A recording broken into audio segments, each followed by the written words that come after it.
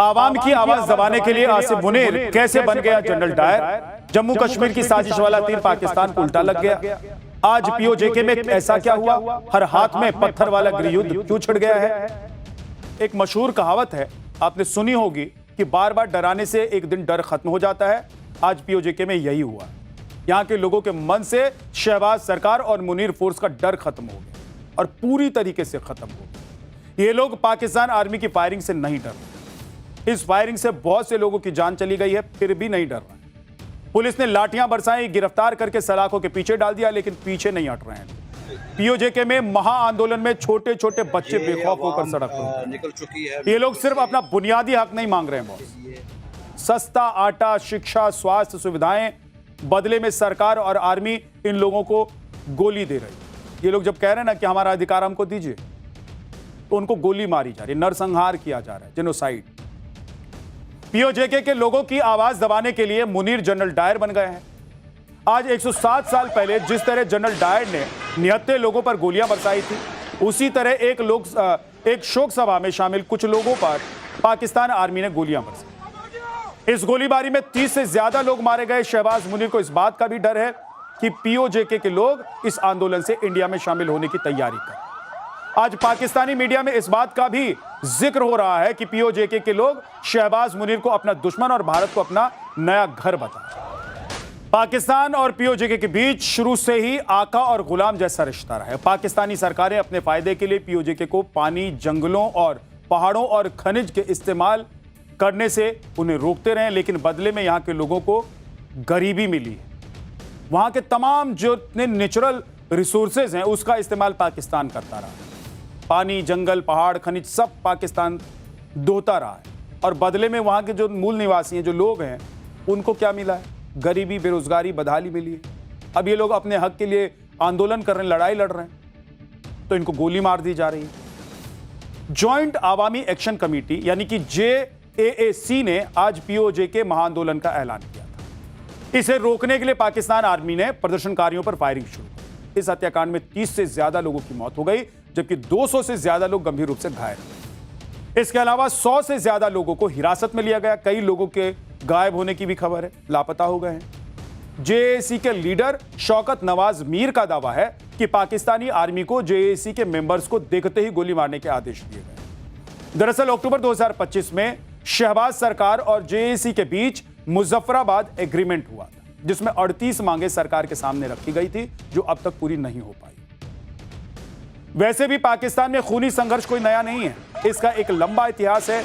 इस बार भी बंदूक के दम पर आवाज दबाने की कोशिश की जा रही है, लेकिन पीओजेके को पीछे हटने को तैयार नहीं है। वहां के जो आवाम है, वहां के जो लोग हैं, वो पीछे नहीं हट रहे हैं। इस बार पीओजेके की आवाज अब सिर्फ पाकिस्तान के कब्जे वाले जम्मू कश्मीर तक नहीं है, अब यह आवाज ग्लोबल बन चुकी है। आज लंदन में पाकिस्तानी हाई कमीशन से लेकर बर्मिंघम, मैनचेस्टर और ब्रेंटफोर्ड जैसे शहरों में पाकिस्तान सरकार के खिलाफ विरोध किया। लंदन में पाकिस्तान हाई कमीशन के बाहर इकट्ठा हुए प्रदर्शनकारियों ने शहबाज सरकार के खिलाफ नारेबाजी की। इसके अलावा पीओजेके हिंसा में मारे गए लोगों को श्रद्धांजलि भी दी। ब्रिटेन की सत्ताधारी लेबर पार्टी के सांसद इमरान हुसैन ने पाकिस्तान के प्रधानमंत्री शहबाज शरीफ को फौरन हिंसा पर लगाम लगाने के साथ साथ मानवाधिकार के सम्मान की नसीहत दी। आज आपको पीओजेके के लोगों की उस मांग को भी जानना चाहिए जिसने इस आंदोलन में चिंगारी का काम किया है। एक तरफ पीओजेके के लोग दाने दाने को तरस रहे हैं, दूसरी तरफ पाकिस्तानी हुक्मरान और वहां के अफसर लग्जरी गाड़ियों में घूम रहे हैं, और इसी वीवीआईपी कल्चर के खिलाफ लोगों का गुस्सा फूट पड़ा है। पीओजेके में एलीट प्रिविलेजेस से लोग नाराज हैं, और यह एक बड़ा मुद्दा बन गया है, जिसमें पीएम, प्रेसिडेंट, मंत्री, अधिकारी और जजों को वीआईपी सुविधा दी जाती है।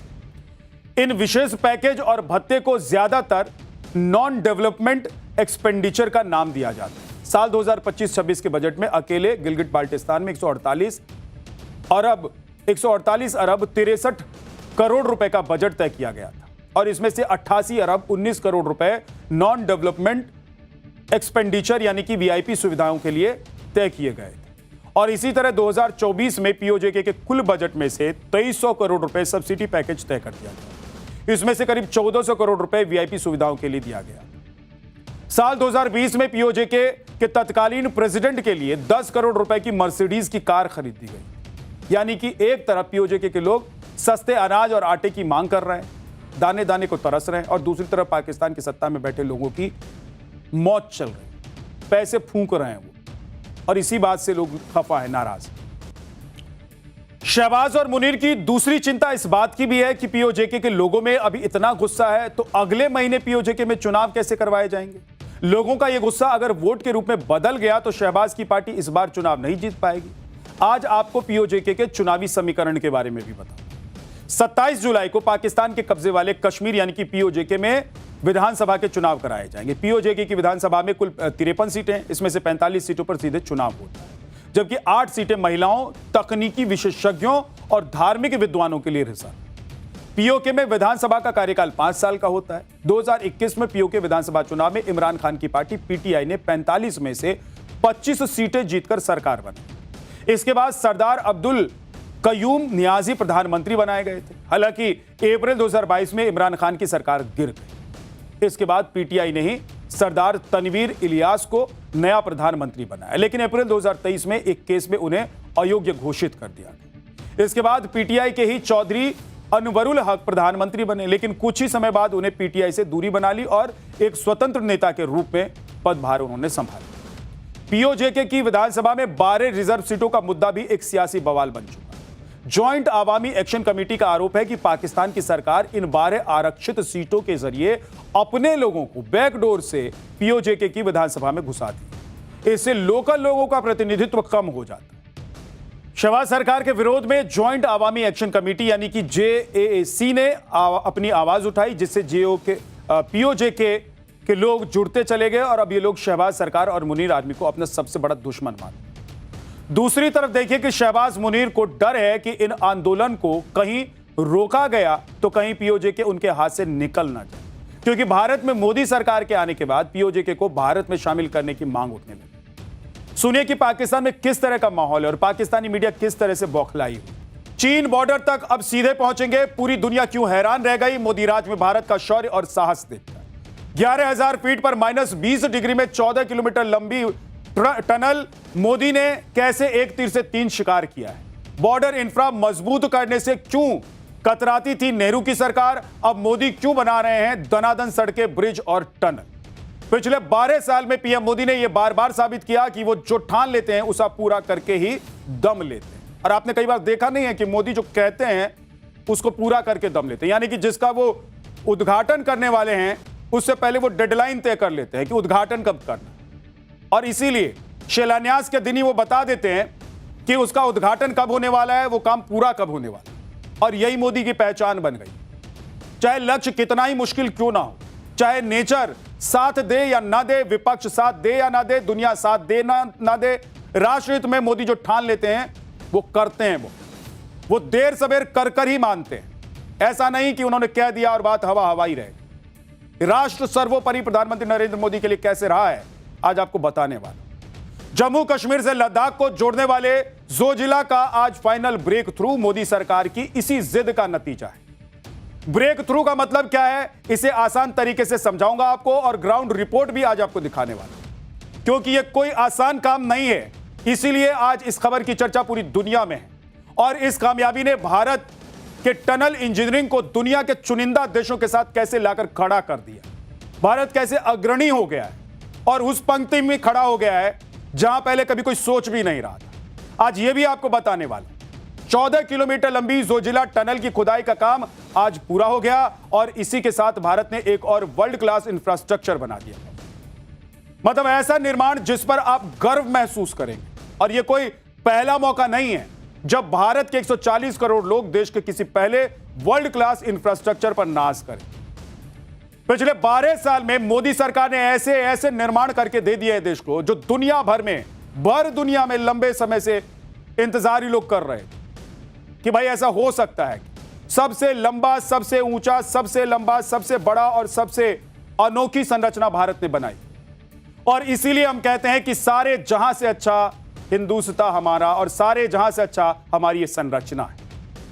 आप देखिए कि मोदी सरकार ने दुनिया के सबसे लंबी single tube bye directional high altitude road वाली जोजिला टनल बना दी। मोदी सरकार ने दुनिया की सबसे ऊंची प्रतिमा स्टैच्यू ऑफ यूनिटी भी बनाई। मोदी सरकार ने दुनिया की सबसे लंबी हाईवे टनल बना दी है और मोदी सरकार ने दुनिया का सबसे ऊंचा रेलवे आर्क चिनाब ब्रिज भी बना दिया। मोदी सरकार ने दुनिया की सबसे ऊंची मोटर बैरल उमलिंग ला सड़क भी बना दी और मोदी सरकार ने सबसे ऊंचाई पर सबसे लंबा डबल लेन सेला टनल भी बना दिया है। तो यह सब कमाल हो रहा है देश में, जो कभी कोई सोच भी नहीं रहा था, जिसकी तरफ कोई ध्यान भी नहीं दे रहा था। 12 साल में देश में ऐसा सब कुछ हो जाएगा, आपने सोचा था क्या कभी? आपको लग रहा था कि आने वाले 12 साल भारत के लिए इतने बेमिसाल होंगे और गर्व से आपका सीना चौड़ा होगा, क्योंकि भारत में जो काम हो रहा है उस पर दुनिया की नजर है और दुनिया सोच रही है कि भारत में यह सब क्या हो रहा है। यही नहीं, पिछले 12 साल में मोदी सरकार ने बॉर्डर इंफ्रास्ट्रक्चर को मजबूत करने के लिए उस पर पानी की तरह पैसा बहाया, जबकि पिछली सरकारों में बॉर्डर इंफ्रा पर या तो बहुत कम ध्यान दिया गया या फिर नजरअंदाज कर दिया गया उसको। लेकिन मोदी सरकार ने चीन और पाकिस्तान के खतरों को समझते हुए यह तय किया कि हमारी सेना को बॉर्डर के आखिरी छोर तक बेरोक टोक सप्लाई मिले, जरूरत पड़ने पर तुरंत बैकअप पहुंच जाए। इसीलिए मोदी सरकार ने चुन चुनकर रणनीतिक महत्व वाले बॉर्डर प्रोजेक्ट्स पर काम शुरू करवाया। जोजिला टनल भी इसी सोच का हिस्सा है। इसकी पूरी डिटेल आज आपको बताने वाला हूं। पिछले साल 13 जनवरी को पीएम मोदी ने इसी जोजिला टनल प्रोजेक्ट के एक हिस्से का उद्घाटन किया था। मोदी ने उस वक्त जेड मोड टनल का उद्घाटन किया था और उस वक्त जोजिला टनल का 14 किलोमीटर का काफी हिस्सा अधूरा था। लेकिन 1200 कामगारों और इंजीनियरों की टीम ने दिन रात काम करके, मेहनत करके आज फाइनल ब्रेक थ्रू कर दिया, यानी इस टनल की खुदाई का काम पूरा कर दिया है। ब्रेक थ्रू का मतलब होता है टनल के दो सिरों को आपस में जोड़ना। इसे आप ऐसे समझिए कि जब किसी पहाड़ के नीचे से कोई टनल उसके आर पार बनाई जाती है तो उस टनल की खुदाई पहाड़ के दोनों सिरों से की जाती है, ताकि टनल की खुदाई का काम आधे वक्त में हो जाए। इस तरह से दो टीमों को दो तरफ से टनल की खुदाई के काम में लगाया जाता है। बीचों बीच ये दोनों जब एक जगह पर आकर मिल जाते हैं और आखिरी पड़ाव पर दोनों मिल जाते हैं, टकराते हैं, तो यह काम बन जाता है और इस तरह से टनल की खुदाई का काम पूरा हो जाता है। आज 14 किलोमीटर लंबी जोजिला टनल में भी यही हुआ बॉस। दोनों तरफ से खुदाई करते हुए टीम उस मिड पॉइंट पर पहुंच चुकी थी जहां आखिरी चट्टान को तोड़ा जाना बाकी था।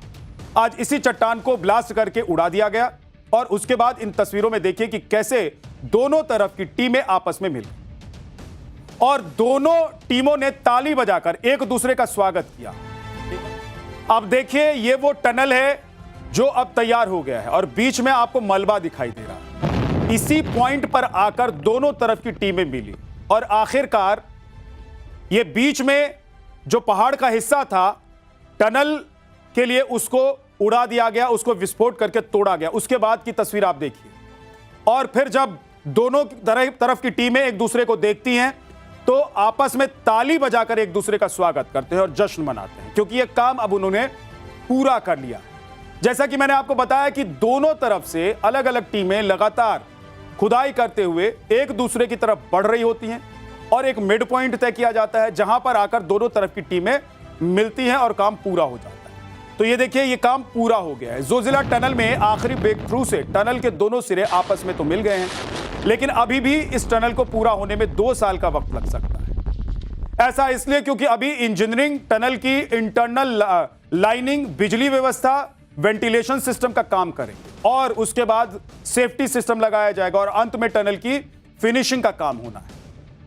इस सभी जरूरी कामों के पूरा होने के बाद ही सुरंग को आवाजाही के लिए खोला जाएगा। हालांकि केंद्रीय मंत्री नितिन गडकरी ने इस टनल को बनाने वाली टीम को जल्द से जल्द काम पूरा करने के निर्देश दिए। इस ऐतिहासिक मौके पर आज नितिन गडकरी और जम्मू कश्मीर के उपराज्यपाल मनोज सिन्हा जोजिला टनल पहुंचे हुए थे।